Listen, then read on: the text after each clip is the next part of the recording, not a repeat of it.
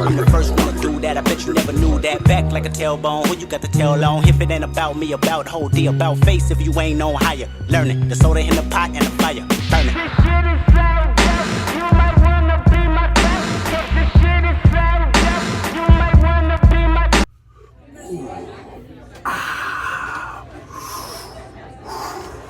My bad, I got my Azumanga Dio dance mode going on right now. Trying to stretch. Anyway, Birdy the Mighty DECODE is an action-adventure cyberpunk animation that has been created and produced by Animeplex and Funimation Entertainment. It is also based on a 1996 original OVA series. Birdy secretly entered Earth to track down an alien criminal as an Earth veteran police officer. In the midst of her work, she accidentally kills a Japanese national named Satomu Senkawa. To save his life, Birdy merges his life with his. But soon, they also merge each other's history as life begins to collide with each other.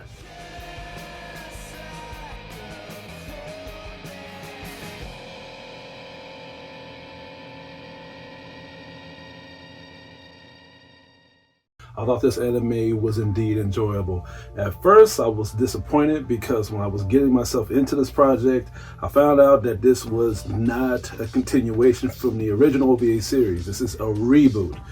But it made up for it for the most part, because by this being a 26 episode series, it has not only picked up in an own creative way for me to be hooked on again, but it has also explained a lot of things that the original series has failed to do, which kept me entertained from start to finish. The anime picks up at a fair pace, practically the same way that the original 1996 did. But unlike the 1996 version, they didn't want to just show us the scene where she pursues the alien suspect automatically when the series starts. They wanted to flesh out Birdy's character and her variation to the people that's watching, so we can be more attached to her character before things end up falling in place. And I thought that made sense, because by people that may be newcomers to the Birdy series instead of watching the original, you may be confused of how things are going to end up falling in order. And I thought that was necessary. When this having a 26 episode project, I thought that we needed to have some variation before things get bad.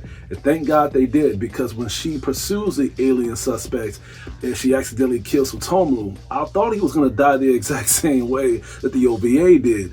But I was shocked. I was shocked of how gruesome he ended up getting killed. And to be fair, I don't know what was more shocking, the fact that he died in a more gory way, or the fact that they gave us variation enough for me to care about him when things end up happening to him before Birdy saves him.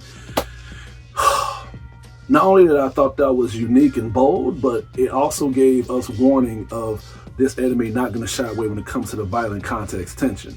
And I did not mind it at all.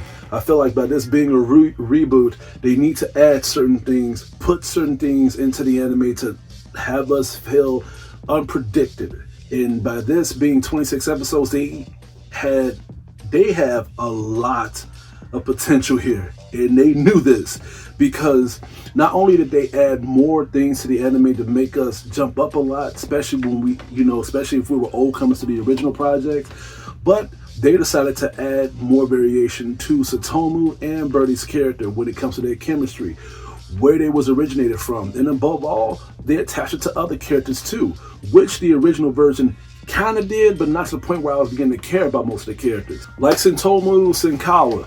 Satomu Senkawa's character in the 1996 version, he was more of a coward-like. He was a young kid that was mostly focused on entrance exams.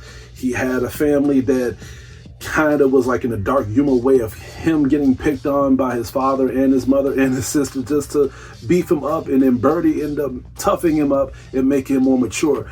But on this version, he is more of a badass alone. And not only that, but Satomu is a witty character. He's a kind-hearted character as well, and he shows compassion. He shows so much heart towards everybody else, and I think that's important for us to be aware that he's one of the main characters of the project. We need to learn to like him, and they've done that well by not us knowing how much he cares about other people, but it pays off by people caring about him as well. And they beefed him up by also giving him a love interest.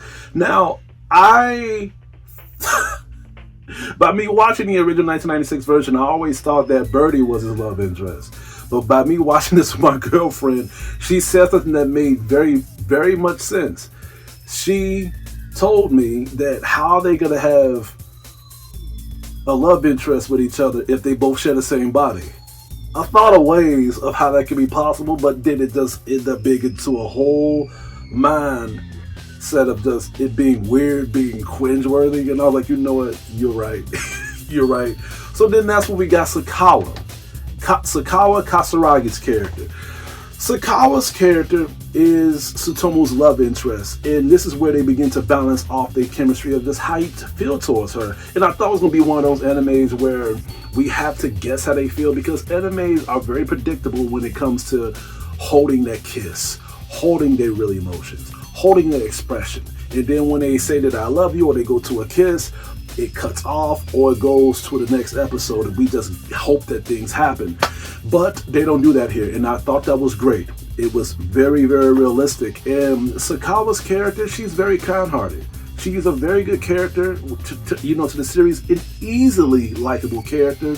And they also do something with a character that I was not aware of to give her her own backstory, her own synopsis to the whole project. And I was like, wow, okay. Not only that I like her a lot, but it pushed Tsutomu's character to make us believe what he would do for her. Even if he tried dying for her, I would not mind that at all.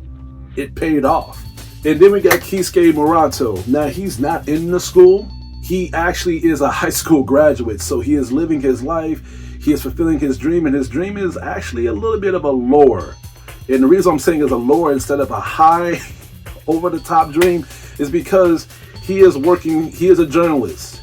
He makes books, just like me, but it's not like my books. He is a conspiracy theorist, and he focuses on what goes on in the city, where paranormal phenomenon happening, like unsolved mysteries, and certain things that happen that the government tries to hide and say it was just a regular bombing. Now, I liked his character. I thought his character was easily going to be in a way when it comes to Birdy doing fights or them doing investigation work, trying to find certain alien life form activity. I thought he was going to be one of those characters that was going to be like, oh my god, he's going to try to lock up Birdy. He is going to be one of those characters that I'm going to hate because he's literally blocking their, mission to try, to try to serve justice. But no, he was a character that went deeper into Birdy's missions to try to see what she was after, to see if he can find what was going on, to see if he can help in any way possible. He's a human being. He's not a supernatural being. But above all, I liked his character, and to top that off, he was actually the comic relief, and we need that here. And I thought that was necessary. Which leads to Birdy's character. Now, Birdy's character is kind of the same on the original OVA. She is a demanding person. By her being a federal officer, you're going to expect her to be a very, very uphill woman when it comes to her pursuing certain things. But what I like about her and Tsutomu's chemistry is that Tsutomu's no pushover. She can't really tell Tsutomu what to do, because he has his own life, he has his own boundaries. So by them sharing the same body, we begin to see how they are when they're under pressure, when it comes to them obeying each other, when it comes to them doing things that's way more important. Birdy had a hard time doing what she needs to do, so do Tsutomu, which came to their bond being more attached to each other. They had to accept each other's differences, had to put each other's pride to the side, and had to be a more mature person, especially with Birdy's character. Even though Birdy felt a certain way when she accidentally murdered Tsutomu, she had to put most of her pride to the side and realize that this is a human being that had a life, that had a love interest, that had a family. And by her sharing bodies with him as his original body heals up, she begins to grow into me a lot more than the original OVA did. And I think not only is because we begin to know more about her character and know more about her history, but a couple of reasons is because we begin to see side characters from her homeland that begin to help her out on her journey also. And I thought that was well done, because not only that they show her and Tsutomu figuring out certain things that's going on in Earth, There were episodes where they would have to go to Birdy's homeland, and we just see so many different people. Like we see, like dinosaurs shaped like human beings. We see like insects, like talking and stuff. We only see one person on the original OVA that begins to give Birdy advice and certain things that she needs to do on Earth. But when she went to her hometown, you're gonna see a lot of that here, and this will make me like the anime a lot because they have put 2 and 2 worlds into 2 characters for us to see 2 different sides of the coin, for us to like them more. I mean, when they introduced us to Birdy's world, it was kind of the same way in Earth, but it was more intense because she had to go through a lot of stuff here in her homeland because there was terrorist attacks, there was people acting rational, and the enemies was no joke like the original. And I actually was expecting nothing less. Because by me enjoying the 1996 version of how over the top, how powerful the enemies was, and how great the action was, this one didn't disappoint me at all. Not only did they give me a lot of tense battles with these enemies, believing that they can really overcome Birdy and Satomu in the heat of battle. I don't think there was not one fight that Birdy has fought that it was easy. I think every fight that Birdy came across on this anime, the stakes was pretty high. They had terrorists, they had people that knew her predictions, there was smart enemies, and there was enemies that was in freaking packs. This anime, especially when it has intergalactic activity and cyberpunk action, you're gonna see a lot of that here. And it will make you feel as if you want more and more and more of it. And I think that was my problem because I got too much of it. And not to only mention how well done the anime quality is when it comes to these fight scenes. There were some times where I would pause the screen and I would just look at certain animation qualities of when Birdy was fighting certain enemies, especially when they would fight so fast. And normally when they would show fight scenes on animes that does like fast combat, the animation would look badder. But it looked better. And that's good praise that needs to be deserved. Did they sexualize Birdy on this anime? Well, I will say this. They have sexualized her character, especially when it comes to her doing these fight scenes. Like, you're going to see a lot of ass shots on Birdy. And if it's not by her fighting, it's going to be by her taking baths a lot often. There is so much cheeks of Birdy on this anime. And I think they took that from consideration due to them not letting Satomu be a pervert like they did in the 1996 version. This anime has action, this anime has chemistry, this anime has some jokes. This anime is bursting with so much stuff to the point where I thought it was missing one thing: sorrow and compassion. And they have done that here perfectly by not only giving us the future gestures of Birdy's potential by showing us what she's trying to do to achieve her mission, but they actually revealed her past that the 1996 OVA didn't really do much of. And I thought that was well done to the point where I was literally left in tears. And the past was so good and so executed to the point where it linked a lot of side characters that was helping out on their journey to not only be a part of the series, but also be a part of them being evil that made them very terrifying and made me really think that Birdy may not make it out of this alive. Wrapping up this project, I was indeed enjoying every single thing that this anime was throwing at me. When it comes to the HD animation quality, even the voices of these characters was very, very well done. I watched this both in English and in Japanese just so I can get a full disclosure of how these people was going to sound as these characters. And I believed both aspects of English dub and Japanese. I enjoyed them both. There's really no comparison.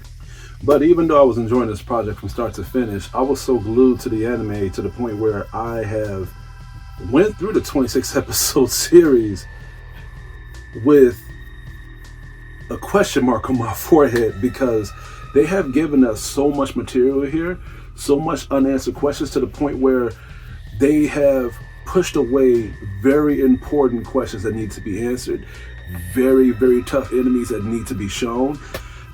I don't want to spoil too much, but I will say that this project has ended with a very big cliffhanger to the point where I have to do something that I have never done in a long time and buy the manga. Hopefully it would continue it there. Because even though the anime has ended with a lot of questions answered, it left off a lot of important ones, man, that the original 1996 has done, but I thought it continued On this version, which is what makes me want to go back of saying that I was disappointed this was a reboot, not a continuation, because normally reboots don't continue off how the original ended.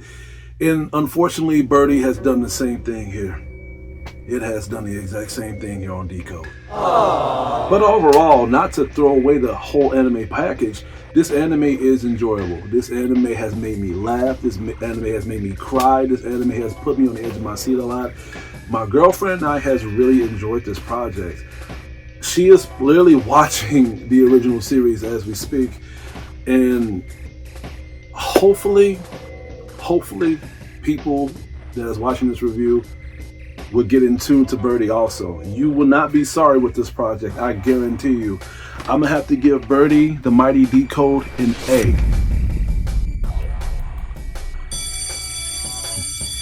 Well, that's all I have to say for today. Guys, like always, please stay tuned for more upcoming reviews and videos headed your way. This is Hugo, the critic teacher, and you guys have a good day.